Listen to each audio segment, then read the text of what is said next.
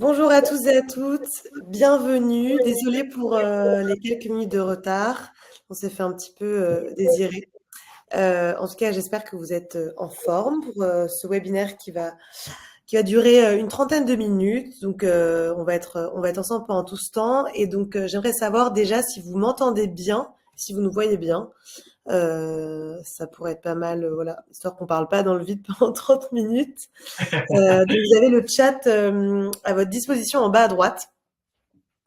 Super, bonjour Claire. Voilà, n'hésitez pas à vous présenter dans le chat et je vais d'ailleurs vous partager même un sondage pour vous faciliter la tâche, pour que vous puissiez nous dire hop, ce que vous faites dans la vie.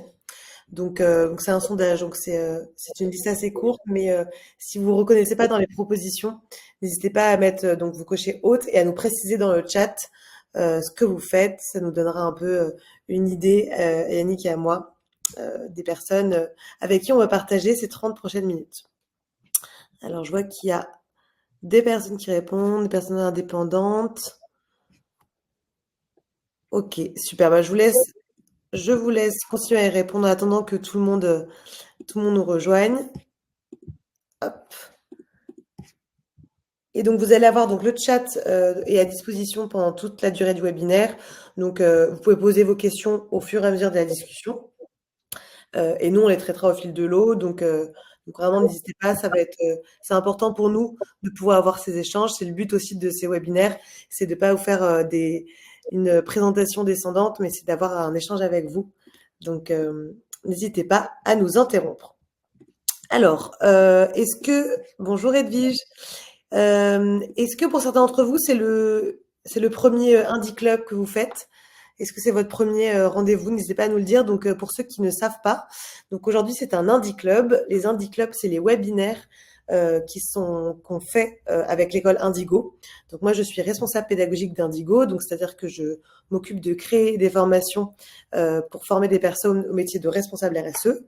Et en parallèle de ça, on vous propose des Indie Clubs qui sont du coup ces rendez-vous virtuels pour continuer à vous informer, à échanger avec vous, à vous nourrir sur les sujets de transition écologique et sociale. Donc comme ça, voilà, que vous soyez formé chez nous ou pas, même si donc là certains sont passés sur les bancs d'Indigo comme Edwige, qui est une alumni.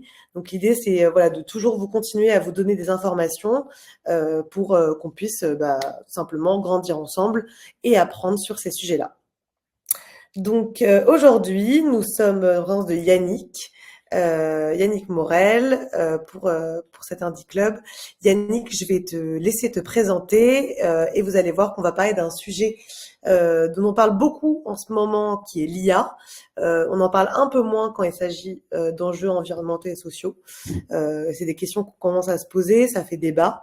L'idée aujourd'hui, c'est pas forcément de vous apporter une réponse toute faite, mais voilà, plutôt de se questionner et de commencer un peu à voir comment peut-être l'IA peut aider sur ces sujets-là, ou au contraire, comment justement l'utiliser avec peut-être parcimonie pour justement que ça aille dans le bon sens et que ça serve justement à la transition écologique et sociale. Voilà, je n'en dis pas plus. Et Yannick, je te laisse te présenter. Merci pour l'intro, Oriane. Donc, enchanté tout le monde. Je suis très content d'être avec vous aujourd'hui. Donc, pour préciser de mon côté d'où je parle un petit peu. J'ai fait un cursus plutôt d'école d'ingénieur et je me suis spécialisé dans l'informatique. Et en fait, en sortant d'école d'ingé, j'ai cofondé une association qui s'appelle Latitude, où justement l'idée c'est vraiment de parler des enjeux sociaux et environnementaux du numérique. Dans ce cadre-là, alors on a différents programmes. On partage des liens là-dessus si ça vous intéresse. Plus spécifiquement, on a créé un jeu de cartes qui s'appelle la bataille de l'IA, qu'on a co-créé avec une autre association qui s'appelle Data for Good. L'idée derrière étant de vraiment se dire comment est-ce que on peut prendre en compte les différents enjeux du numérique et plus spécifiquement de l'IA dans le cadre de ce jeu-là. Et là, en fait, vous allez voir pas mal me baser sur ce jeu Ça sera une version réduite puisque on a un timing assez resserré, mais si ça vous intéresse de faire une bataille de l'IA plus complète qui dure 2 heures, pareil, c'est quelque chose sur lequel on peut discuter, échanger avec plaisir à la suite du webinaire. Je vois qu'on fait les slides, donc c'est parfait. Voilà, je vais les mettre en plus grand.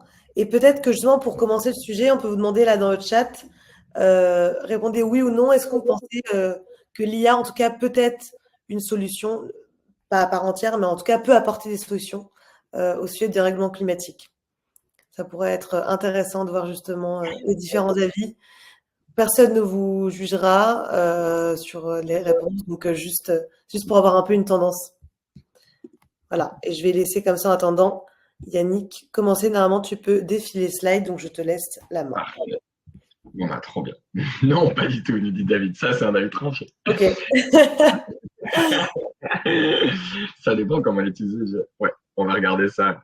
On va donner, effectivement, c'est volontairement une question un peu clivante. Bien sûr, on va apporter un peu plus de subtilité là-dedans. Donc, pour préciser par rapport à moi, Yannick, comme je vous disais, je me suis beaucoup spécialisé dans le numérique responsable. J'ai aussi d'autres casquettes si ça vous intéresse de creuser ça. Sur les questions de sensibilisation aux enjeux climat, énergie, environnement, plus largement, et la question de ce qu'on appelle les nouveaux récits. Comment est-ce qu'on rend désirable la transition écologique et solidaire? Et notamment, j'ai co-créé un atelier qui s'appelle Il était une fois demain. Donc, c'est pas l'objet de ce webinaire, mais si ça vous intéresse, on peut en discuter sur la notion de comment embarquer des équipes dans une entreprise pour imaginer ensemble comment notre entreprise peut être au service de la transition écologique. Et donc, voilà, c'est un format un peu particulier, un peu unique entre atelier d'intelligence collective et improvisation théâtrale. Voilà. Je regarde un petit peu les réponses parce que ça m'intéresse de voir un peu où vous vous situez. Un élément de solution à minima, ça dépend comment elle est utilisée, gérée. Je dirais que ça dépend de ses usages. Oui, si en pratique les actions sont prises et les moyens nécessaires déployés. Ok. Comme je disais, différents éléments que je vais vous partager là sont basés autour de la bataille de l'IA. Donc, je vous enverrai le lien juste après. Pour préciser, ce jeu de cartes, il permet d'explorer différents enjeux. Là, on va en creuser un qui est l'enjeu environnemental, mais il permet aussi de creuser les questions de biais, par exemple, les questions de fiabilité des réponses de l'IA, les questions sociétales, qu'est-ce que ça implique sur la société, et de créativité. Comment est-ce qu'on se positionne par rapport à tout ça? Qui nous attend aujourd'hui. Je vais vous partager d'abord, vous allez voir, je vais pas mal vous poser de questions, comme disait Ariane.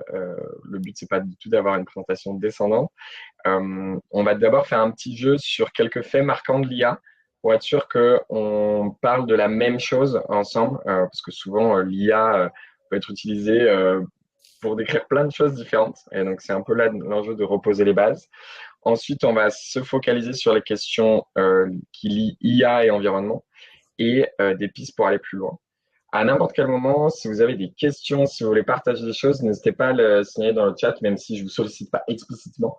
Je garde un œil sur le chat pour vraiment pouvoir répondre à tout ça. Donc, c'est avec grand plaisir. Ce que je vous propose, c'est qu'on démarre du coup avec un petit jeu. Dans la version complète, il y a une vingtaine de cartes qu'on essaie de replacer. Donc, je l'ai un peu sous les yeux là. Vous voyez, on a des cartes qu'on essaie de replacer en mode timeline. Là, on va le faire sur quelques-unes d'entre elles. Premier événement, apparition du terme intelligence artificielle à une conférence. Est-ce que selon vous, ce terme est apparu en 2007, en 1956, en 1994? Pour voir un peu... à votre avis, ça date de quand tout ça? On a Mathilde qui nous dit 1956, Vanessa aussi. Moi, je pense 56 aussi. Je connais pas les réponses. Hein. Je suis comme vous. Je n'ai pas les réponses sous les yeux, mais je dirais que c'est hyper ancien. Comme le concept de développement durable, on s'est rendu compte qu'en fait, ça faisait très très longtemps qu'on en parlait. Donc, je dirais ouais, 56, moi, je dirais. Ouais, pas mal. Et ben, j'ai l'impression qu'il y a une majorité de bonnes réponses. Effectivement, c'est en 56. Donc, pour préciser, c'est la première fois que ce terme est apparu. Il y a eu des évolutions sur ce qu'on entend derrière la notion d'intelligence artificielle, notamment des évolutions techniques. Il y a différentes techniques d'intelligence artificielle. On va parler d'algorithmes selon les époques, on va parler sans entrer dans les détails techniques, ce qu'on appelle les multi-agents, qui était un nom pas très sexy. Et donc, du coup, on a une petite couche de marketing là-dessus qui est venue plutôt positionner ça comme avec le terme intelligence artificielle, qui en fait est plus au-delà de l'aspect purement marketing, l'aspect pour le grand public, multi-agent, ça ne veut rien dire. Et donc, du coup, il y a vraiment cette notion.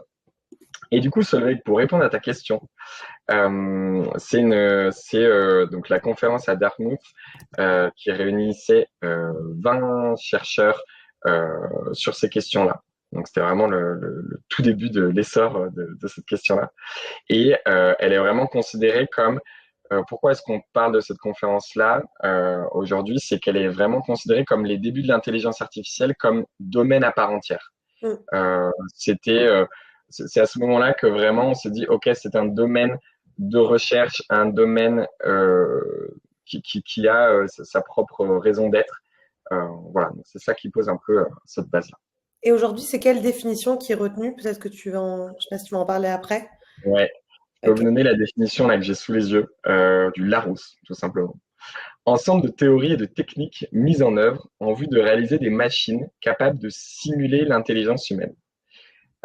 C'est une définition qui pose en fait plus de questions qu'elle n'en apporte. Simuler l'intelligence humaine, qu'est-ce que c'est l'intelligence humaine?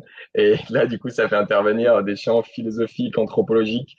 Euh, L'idée qu'il y a derrière, c'est vraiment cette approche de est-ce que j'arrive à faire croire à une forme d'intelligence qui se rapproche de l'intelligence humaine. C'est vraiment ça la définition large. Et après, il y a des définitions techniques qui vont plus s'attarder sur les spécificités algorithmiques. Est-ce que j'utilise de l'analyse de données? Est-ce que c'est des choses qui vont utiliser des techniques qu'on appelle du deep learning, qui sont un peu des réseaux de neurones qu'on reproduit en fait par la machine? Est-ce que c'est des utilisations statistiques? Est-ce que je suis dans la branche de ce qu'on appelle le Gen AI, IA générative, qui sont les dernières IA dont on entend beaucoup parler, typiquement ChatGPT et leurs amis. Donc voilà, il y a cette définition très englobante et ces spécificités qui sont plus de l'ordre technique pour préciser ce dont on parle. Ça marche. Seconde question, puisqu'on a vu en fait, l'essor de l'IA comme domaine à part entière, selon vous, à quel moment on a commencé à parler des questions liées à l'environnement? Notamment, on prend là-dessus la publication du papier scientifique Green AI par un institut qui s'appelle le Allen Institute of AI. Est-ce que c'est plutôt 1973, 2003, 2019? Comment est-ce que vous le situez? On a Claire qui nous dit 1973. Je dirais 2003. Ouais, 2003, Solveig, Vanessa, je vous laisse un petit peu de temps pour préciser ça. Vu que souvent on est un peu loin à la détente dès qu'on crée des innovations pour comprendre un peu les impacts, je dirais plutôt 2003. Ouais. Vraiment, on était hyper précurseurs, mais enfin. Pas simple, hein. Et ben, c'est une question pas évidente. Souvent, c'est une question sur laquelle il y a des grands débats après quand on le fait, quand on anime l'atelier.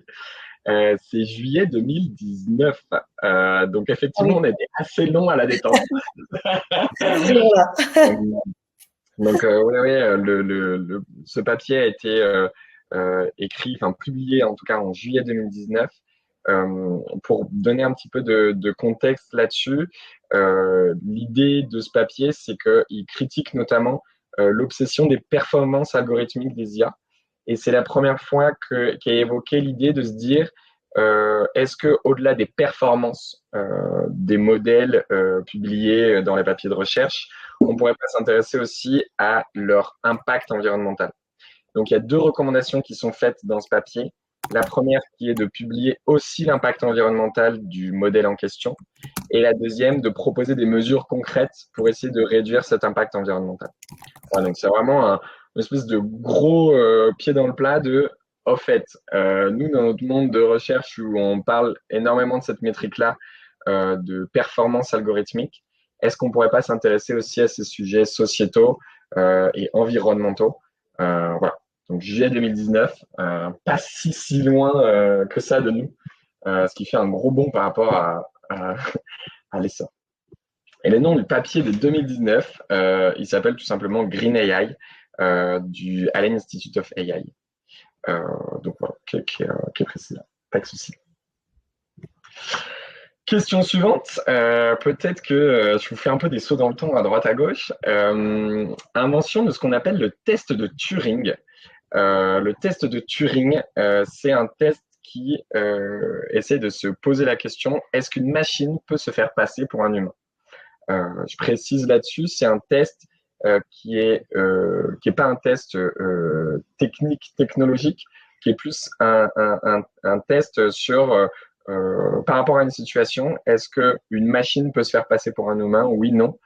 Qui permet de poser en fait le côté, enfin, en tout cas cette notion de intelligence humaine telle que vue par ces domaines-là.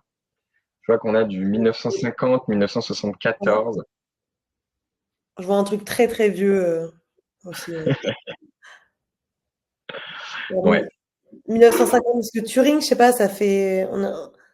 Tu vois, ouais, je me dis, ouais, 1950. ouais. Et effectivement, c'est bien 1950.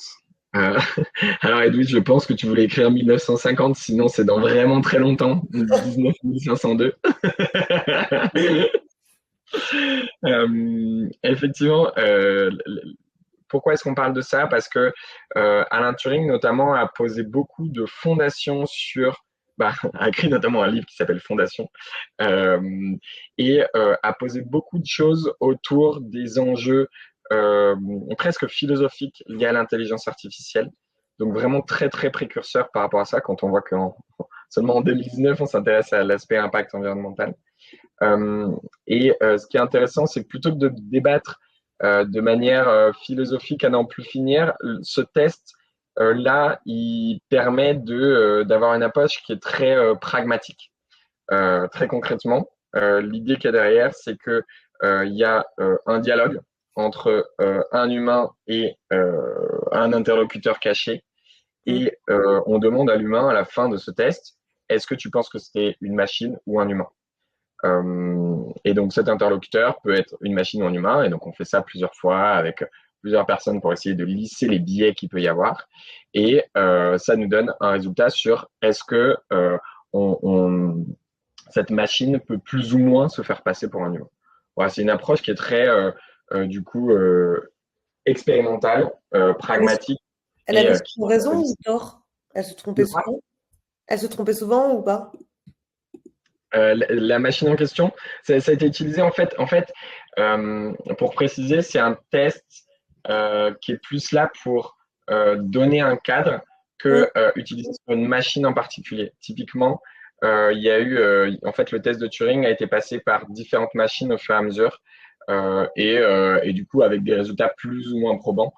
Typiquement aujourd'hui, on pourrait avoir alors, il y a une version binaire de oui/non, et il y a une version plus en termes de pourcentage de à quel point les personnes euh, considèrent que ça pouvait être un humain.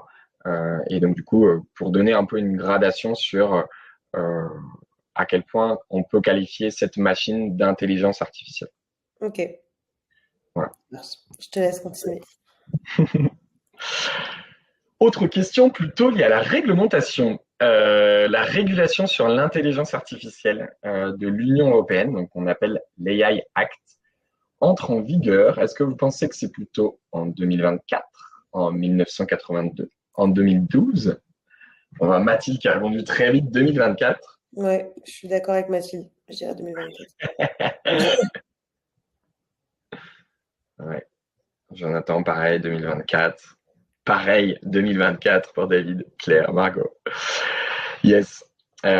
Effectivement, donc, ce qui est intéressant de voir, c'est que c'est vraiment une première loi majeure sur l'IA dans le monde. L'idée qui est derrière, c'est vraiment d'encadrer son utilisation, d'assurer que les IA soient sûres, transparentes et respectent les droits fondamentaux des citoyens et citoyennes de l'Union européenne. L'idée qu'il y a derrière, c'est vraiment que ça devienne un standard, tout comme l'est le RGPD aujourd'hui, dont on a beaucoup entendu parler ces dernières années et qu'on s'efforce d'appliquer au quotidien. En tout cas, ça fait partie de la réglementation européenne. Il y a la même ambition derrière l'AI Act. Si ça vous intéresse, donc là c'est pas l'objet aujourd'hui parce que on pourrait faire un webinaire entier, voire une formation d'une semaine entière sur l'AI Act. Tellement c'est passionnant et tellement il y a de choses à dire. Enfin, tellement c'est passionnant si la réglementation vous passionne et tellement c'est intéressant à prendre en compte si vous mettez en place des outils liés à l'IA ou que vous utilisez l'IA dans votre quotidien. Si ça vous intéresse au-delà du webinaire, pareil, on peut en discuter. Dans tous les cas, je vous partagerai mon LinkedIn si vous voulez. Je publie pas mal de choses sur ces questions-là pour essayer notamment de les vulgariser et d'intervenir en entreprise là-dessus. Voilà, il y a encore une fois cette mouvance de se dire, OK, il y a plein de choses qui ont été faites au niveau de l'IA, on voit qu'il y a un effet d'emballement, et du coup, la capacité régulatrice de l'Europe, enfin de l'Union européenne, qui l'a aux alentours de 2024. Et à mettre sûrement, enfin moi en tout cas, je fais un petit parallèle avec la question suivante. À votre avis, en quelle année Neuralink obtient l'autorisation de tester des implants cérébraux sur les humains? Est-ce que c'est 1956? Est-ce que c'est 2013? Est-ce que c'est 2023? Donc Neuralink, pour donner un petit peu de contexte, c'est une entreprise qui a été créée, donc fondée à un moment, pour pas donner trop d'indices non plus, par Elon Musk. L'idée qu'il y a derrière, c'est de pouvoir effectuer donc des implants cérébraux pour aider les personnes à communiquer directement de cerveau à cerveau, disons. Du coup, l'entreprise a réalisé différents tests sur des animaux, notamment des chimpanzés. Et effectivement, je vois qu'il y a un peu une tendance qui se dégage. C'était mai 2023, donc à peu près en même temps que l'AI Act. L'AI Act a suivi de très peu. Peut-être que ça a eu un peu un côté électrochoc. Ils se sont peut-être dit, faut mettre un peu Ouais, d'ordre dans tout ça. ils se sont dit, bon, Elon, il a l'air de faire pas mal de choses et de foncer, donc peut-être qu'on va essayer d'encadrer ça un petit peu. Typiquement, il y a des questions éthiques qui sont extrêmement fortes, forcément, derrière cette notion-là. Déjà en termes d'inégalité que ça peut produire sur, en fait, entre des personnes qui auraient accès à ces technologies ou pas. Des questions aussi de, de volonté, à quel point à un moment donné ça m'exclut de la société si j'imagine que toute la société possède ces implants-là. Enfin voilà, comme l'essor de chaque nouvelle technologie, il y a plein de questions éthiques qui se posent. Et je vous partage un élément un peu plus spécifique au niveau des tests qui ont été faits, notamment sur des singes, donc des personnes pas si éloignées que ça de nous. Il y a beaucoup de souffrances physiques et psychologiques qualifiées de extrêmes qui ont été vécues. Et sur les 23 singes qui ont subi les expérimentations, il y en a 15 qui sont morts des tests. Donc voilà, mon but n'est pas de plomber l'ambiance en disant ça, c'est plus de rappeler que il y a vraiment des enjeux importants et intéressants à creuser derrière en termes d'éthique. Typiquement, selon les États dans lesquels ces tests auraient été faits, ils auraient été plus ou moins acceptés d'un point de vue conditions animales et conditions d'être vivant au sens large. Donc voilà, ça fait se poser la question de à quel point on veut, oui, Claire, c'est pas très réjouissant comme nouvelle, à quel point on veut encadrer, réguler, stopper ou accélérer selon les choix éthiques qu'on met en place, selon les types de technologies. Un petit résumé sur les cartes, parce que je vous ai fait volontairement faire des sauts un peu dans l'histoire. Autour des années 1950, début de l'essor de ce qu'on appelle premièrement le test de Turing, qui permet de poser une brique de tiens, il pourrait y avoir des technologies, on parlait plus de machines à l'époque, qui pourraient imiter l'intelligence humaine. Apparition de ce domaine à proprement parler dès 1956. Et alors, il y a plein de choses qui se sont passées entre-temps. Encore une fois, dans le jeu complet, il y a une vingtaine de cartes sur cette timeline, donc on voit un peu l'essor de différentes choses, avec notamment les enjeux éthiques un peu plus en détail que ça. Mais autour des années 2019-2020, on a un peu une accélération à la fois sur la prise en compte finalement de ces enjeux environnementaux, l'emballement de certaines technologies comme Neuralink et plein d'autres, notamment tout ce qui va être IA générative dont on parlait. Et on voit un mouvement plutôt côté européen sur une forme de régulation de ces questions-là. Souvent, quand on parle des enjeux de souveraineté numérique au sens très large, comment est-ce qu'on peut faire en sorte de rester souverain vis-à-vis de ces technologies, que, à la fois au niveau étatique, au niveau régional et au niveau individuel. Il y a un peu trois blocs qui se distinguent entre, alors ça va être à très gros traits ce que je vais faire, mais c'est pour donner un peu un ordre d'idée, entre un marché très dérégulé au niveau États-Unis, ce qui permet typiquement à Elon Musk de faire les expérimentations qu'il a fait et d'avancer avec des moyens énormes qui sont mis en œuvre. Un côté très contrôlant au niveau sociétal, au niveau plutôt de puissance comme la Chine, quand on voit les lois qui sont passées autour de la régulation de TikTok, par exemple, ce genre de choses, et une espèce de troisième voie avec l'aspect plutôt réglementaire et une volonté de contrôler, d'encadrer par de la réglementation au niveau européen. Et souvent, il y a vraiment cette espèce de triptyque Ouais. qui se joue. On l'a vu sur plein de nouvelles technologies que, entre guillemets, si je clichéise les choses, les Américains foncent tête baissée, la Chine freine de manière assez autoritaire et l'Europe essaye de consolider en troisième voie un peu tout ça. Ouais. Bien sûr, ceci est biaisé et volontairement gros trait, donc je vous invite à ne pas citer ça tel quel. Bien évidemment, c'est plus une manière Comprendre un peu, ouais. dresser un profil de la dynamique géopolitique autour de ça. Ouais, il n'y a pas encore d'uniformisation mondiale, quoi. On est encore un peu au tout début. Je te propose, Ouais. ouais, d'avancer comme il nous. Alors, on a pris un peu de retard, donc on va prendre un peu plus notre temps, mais on va essayer de pas finir trop tard pour pas prendre toute votre pause déjeuner. Donc, Ouais. voilà, on va essayer de voir là en une dizaine de minutes peut-être la partie du coup spécifiquement impact environnemental de l'IA. Oui. Merci pour le rappel du timing. OK. Qui contribue le plus à l'impact environnemental selon vous? Vous pouvez mettre A, B ou C dans le chat. Est-ce que c'est plutôt la partie serveur data center? Est-ce que c'est plutôt les terminaux, donc smartphones, tablettes, objets connectés? Est-ce que c'est plutôt les infrastructures, typiquement les câbles, les antennes? Je vois un B de la part de Mathilde. Solveig plutôt A, côté serveur. Terminaux, ouais.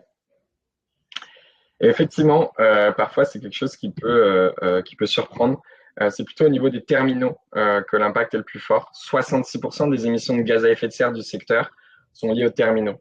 On peut avoir parfois une image un peu de gros data centers et du coup avoir cet imaginaire de c'est ça qui consomme le plus. Pour autant, en termes d'ordre de grandeur, c'est vraiment les terminaux qui sont beaucoup plus nombreux et qui se renouvellent beaucoup plus vite. Donc là-dessus, si vous souhaitez réduire votre impact environnemental d'un point de vue individuel, la manière de faire en termes d'ordre de grandeur, c'est vraiment de faire durer un maximum vos terminaux. J'étais persuadée que c'était les data centers. Ouais, bah, tu vois, mais on a un imaginaire très fort autour des data centers. Pour donner un peu d'ordre de grandeur, aujourd'hui, c'est 3,8% des émissions de gaz à effet de serre, sans compter, donc là, on parle vraiment de gaz à effet de serre. Il y a d'autres impacts environnementaux sur les ressources naturelles comme l'eau, les minerais, comme avec 2M d'ailleurs, pardon pour cette faute, qui sont mis en tension. Ça fait se poser la question de, parmi les différents secteurs où on sait que on a besoin de minerais, on a besoin d'eau, comment est-ce que, oui, le 3,8%, c'est tout le secteur du numérique, pour préciser par rapport à ta question, Solveig. Voilà. Selon vous, plus spécifiquement sur l'IA, quelle activité a le plus fort impact? Est-ce que c'est, donc parmi ces trois exemples, Est-ce que l'entraînement de ChatGPT a plus d'impact que son utilisation mensuelle ou que 200 allers-retours Paris-New York? Margot vote pour les 200 allers-retours Paris-New York. Mathilde plutôt pour l'entraînement de ChatGPT. Question pas simple. Surtout que c'est des choses de nature différente, donc parfois on a un peu de mal à se positionner là-dessus. L'entraînement, l'utilisation mensuelle, c'est tu dire l'utilisation que nous on en fait, par exemple. Ouais. Moi je pense que c'est ça. J'aurais dit plutôt B. Pas du tout aligné avec les restes des réponses. Eh bien, félicitations. C'est toi qui envers et contre toutes les personnes dans le chat. Exactement. Ouais, ce qui est intéressant là-dessus, c'est de reposer vraiment les ordres de grandeur, de se dire, en fait, il y a à peu près un équivalent entre ces 200 allers-retours Paris-New York et la phase d'entraînement de ChatGPT, qui est aux alentours de 500-550 tonnes de CO2 équivalent, et l'utilisation mensuelle de ChatGPT, qui est plus aux alentours de 10 000 tonnes, donc qui est du coup 20 fois plus. Je vous demande de prendre ces chiffres avec une extrême précaution et une grosse remise en contexte. C'est-à-dire que chacun de ces éléments, s'adresse à un nombre de personnes différents. Mon point en partageant cette slide, c'est de montrer que ce serait faux que de se dire j'utilise ChatGPT, mais franchement ça va, dans le sens où ça serait un peu enlever la responsabilité globale. Pour autant, c'est une responsabilité qui est extrêmement partagée dans le sens où c'est une stat sur le monde entier. Voilà, donc en disant ça, j'ai pas envie de vous tirer des conclusions du style bon bah aucun souci pour utiliser ChatGPT. J'ai pas non plus envie de vous tirer des conclusions du style bon bah ça va, je peux faire mes 3 petits allers-retours Paris-New York par an. Voilà, c'est pas non plus ce que je suis en train de dire, juste pour être sûr que ce soit clair pour vous. Voilà, ce qui est intéressant là-dessus, c'est de se dire que il y a vraiment quelque chose de l'ordre du côté systémique parce que il y a une explosion en fait de ce secteur et là où l'algorithme en tant que tel n'est pas si consommateur que ça en utilisation individuelle, ce qui est plutôt inquiétant, c'est la massification et l'explosion en fait du secteur. Voilà. Du coup, après tout ça, est-ce que l'IA serait la solution au dérèglement climatique? Alors, la réponse simple, c'est si je veux faire quelque chose de très binaire, c'est non, ce ne sera pas la solution au dérèglement climatique. Pour autant, ouais, la comparaison a été faite avec. Donc, je prends la question de Margot. La comparaison a-t-elle été faite avec une utilisation plus classique d'un moteur de recherche? Il faudrait que je regarde les chiffres. J'avoue que je ne les ai pas là par cœur en tête. Mais oui, la comparaison a été faite et c'est. J'espère pas dire de bêtises, mais il y a un ratio fois 5 ou 10, quelque chose comme ça. J'ai creusé ces chiffres-là. Je vous demande de ne pas prendre ça comme argent comptant. Je dis ça de mémoire. Donc oui, il y a un effet d'emballement à la fois d'un point de vue individuel, mais aussi et encore une fois, tu vois, par exemple, ce facteur qui soit 5 ou 10, c'est à peu près cet ordre de grandeur-là. Il est intéressant à prendre en compte et il est par contre encore plus significatif que de prendre en compte l'aspect massification en fait de la chose. Si quelqu'un a la réponse ou vous allez chercher l'info, n'hésitez pas à nous partager dans le chat. Exactement. N'hésitez pas à me fact-checker, ça sera avec grand plaisir. C'est ça. Donc, par rapport à la question qu'on se posait, là, je vous ai beaucoup parlé de l'impact de l'IA en tant que tel, d'accord, en tant qu'objet un secteur à part entière, en fait, qui produit à son propre impact environnemental.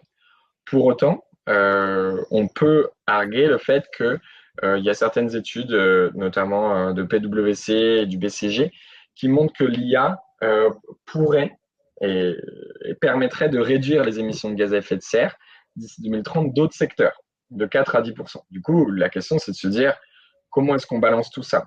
Typiquement, comment est-ce que ça permettrait de réduire les émissions de gaz à effet de serre en optimisant certains processus, certaines choses qui aujourd'hui émettent beaucoup.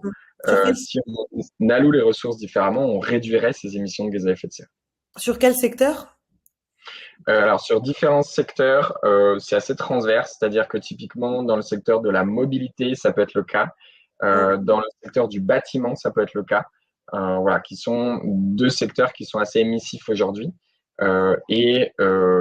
Là-dessus, ces chiffres-là sont assez nouveaux, mais tous les secteurs sont un peu en train de se dire comment est-ce qu'on pourrait s'intéresser à ça. Là, les deux secteurs que je vous cite, c'est quelque chose dont je suis sûr. Sur les autres secteurs, il y a sûrement des choses à voir au cas par cas sur ces questions. Ok. Maintenant, qu'en est-il aujourd'hui? Aujourd'hui, alors là, je vous ai mis une petite illustration qui m'a fait rire, que j'ai trouvée sur un article. C'est l'illustration d'une entreprise d'intelligence artificielle qui refuse de révéler publiquement le bilan carbone de son intelligence artificielle, fait par ChatGPT lui-même. Donc là-dessus, aujourd'hui, cette image, au-delà de la blague, elle remet en contexte le fait que on a assez peu d'informations. Là, ce que je vous ai donné, c'est des choses chiffrées, sourcées, mais finalement, par rapport à d'autres secteurs qui sont bien plus implantés, typiquement, je parlais du secteur du bâtiment, le secteur de la mobilité, où on a une littérature scientifique qui est riche. Là, forcément, vu que c'est un domaine assez naissant et vu que certains acteurs comme ChatGPT refusent de publier publiquement leur bilan carbone, on marche encore sur des œufs sur ces chiffres-là. Et aujourd'hui, ça c'est une autre illustration faite par une intelligence artificielle d'une compagnie pétrolière qui grâce à cette intelligence artificielle, peut émettre plus de pétrole. Ce qu'elle illustre cette image, au-delà de l'image un peu choc, c'est qu'aujourd'hui l'IA sert plus à encourager, favoriser, accélérer des dynamiques actuelles existantes, typiquement dans le secteur pétrolier, aussi dans le secteur du textile avec la fast fashion, qu'autre chose. Donc, Pour l'instant, elles ne l'invitation sont qui est pas derrière, utilisées pour les bonnes, enfin, pour les bonnes raisons, tu veux dire. c'est ça. Il y a en tout cas une question de se dire au service de quoi je mets cette IA. Et c'est ça en fait qui va vraiment être déterminant et discriminant dans les années à venir, de se dire déjà j'ai un impact et c'est pas neutre, et ça on a vu tout l'impact qu'il y avait. Et est-ce que effectivement je réduis les impacts d'un secteur donné, ou est-ce qu'au contraire je participe à son emballement? Du coup, est-ce qu'on arrête tout? Non. En tout cas, c'est pas l'invitation que je vous fais. Par contre, j'espère qu'avec ces échanges qu'on a eus, ça vous permet d'avoir des billes très concrètes sur l'optimisation technologique n'est pas la solution. Les solutions qui sont prônées typiquement par le scénario du GIEC misent beaucoup sur les questions de sobriété, notamment numérique, mais pas que. Et l'optimisation technologique peut être un levier supplémentaire. Et donc, il est intéressant de voir que l'IA peut permettre de réduire les émissions de gaz à effet de serre de différents secteurs. Par contre, ça veut dire que, on n'encourage pas des secteurs qui sont déjà émissifs à créer un emballement d'autant plus. Et deux, on fait attention à ce qu'on appelle l'effet rebond. L'effet rebond, de manière très synthétique, c'est le fait qu'on arrive à optimiser quelque chose localement, mais qui crée un emballement parce que la diffusion, parce que la chose devient très accessible. Exemple, une photo aujourd'hui, grâce à des algorithmes de compression d'image, pèse beaucoup moins lourd. Par contre, donc une photo individuellement pèse beaucoup moins lourd. Par contre, on utilise beaucoup plus de photos, de vidéos avec les réseaux sociaux, etc. Donc, au global, l'émission du secteur du numérique, c'est emballé. Donc, il y a vraiment cet effet rebond à prendre en compte. Quelques pistes pour aller plus loin, parce que je vois qu'il est 13h12 et que je n'ai pas envie de dépasser 15. Bien sûr, la bataille de l'IA, si ça vous intéresse, et on peut rester en contact avec plaisir, si vous le souhaitez, pour creuser ces différents sujets. Ouais, sachant que du coup là c'était la première fois qu'on abordait ce sujet nous du coup chez Indigo, parce que c'est un sujet moi que pour l'instant je connais pas non plus très bien. Donc si en tout cas le sujet de l'IA au regard du coup des enjeux environnementaux vous intéresse, dites-le nous parce que ça peut être un sujet aussi qu'on pourrait retraiter. Je pense qu'il y a pas mal de choses à dire. Et là l'idée c'était de faire un premier pas dedans, de vous donner quand même quelques éléments. Donc en tout cas j'espère que première approche, en tout cas, vous a intéressé et que vous avez notamment appris des choses. Voilà, Yannick nous partage aussi sur LinkedIn. Nous, en tout cas, chez Indigo, on ne forme pas à l'IA. Moi, les formations que je propose ne sont pas sur ces sujets-là, mais permettrait plutôt de vous former au métier de responsable RSE ou de consultant RSE. Donc, si vous avez envie de vous former à ces sujets, en tout cas, vous vous posez des questions, en tout cas, on pourra en discuter ensemble. Je vous mets le contact du coup, de la personne chez Indigo qui fait ça. Je vous le mets là. Tac. Donc c'est Cyrine qui est responsable des admissions pardon, chez Indigo. Et donc voilà, c'est des questions que vous vous posez, que vous avez envie, soit vous êtes responsable RSE et vous avez envie de continuer à vous informer, à vous former sur les sujets, soit vous êtes plutôt dans une volonté de faire une reconversion, c'est aussi possible. C'est une formation qui s'étale sur 10 semaines. Donc qui regroupe 100 heures en tout, avec du e-learning et des sessions en live avec des intervenants aussi intéressants que Yannick. Voilà, si c'est quelque chose que vous posez, vous êtes en tout cas les bienvenus et Cyrine sera ravie d'échanger avec vous. Indigo et Maria School, c'est la même chose, oui.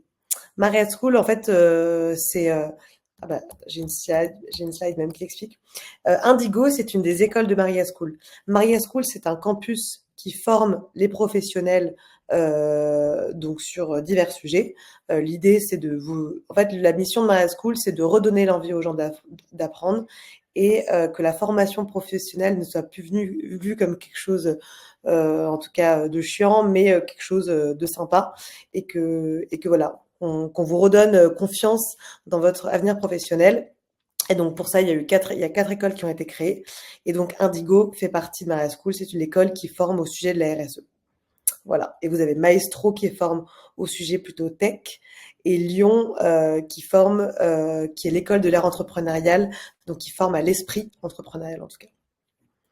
Ah, merci Mathilde. Mathilde, du coup, qui est une alumni qui a fait une formation Indigo. Voilà, donc si vous avez des questions, n'hésitez pas. Et vous pouvez aussi, là je vous partage rapidement le programme, et vous avez la brochure sur le site que vous pouvez regarder qui est un peu plus détaillée, session par session, pour vous donner un aperçu de à quoi peut ressembler une formation Indigo. Voilà. Maintenant que voilà, je vous laisse maintenant à votre pause déjeuner. On vous a donné pas mal d'informations. Mais en tout cas, merci beaucoup Yannick parce que c'était hyper intéressant et c'était aussi sympa de pouvoir le faire sous forme de quiz, participer à ce questionnaire. N'hésitez pas, voilà, à la semaine prochaine, il y aura une série aussi d'Indie Club. Donc n'hésitez pas à vous inscrire sur la page Meetup que je vous ai partagée tout à l'heure. On aura 4 jours, donc 4 webinaires sur la reconversion dans la RSE. Donc, si vous vous posez des questions, c'est notamment l'occasion d'échanger avec les différents intervenants qui seront présents. Voilà, et ben, je vous souhaite une bonne journée, une bonne après-midi, et je vous dis du coup à la semaine prochaine pour les prochains webinaires. Merci beaucoup tout le monde. Bonne journée. Bonne journée, au revoir.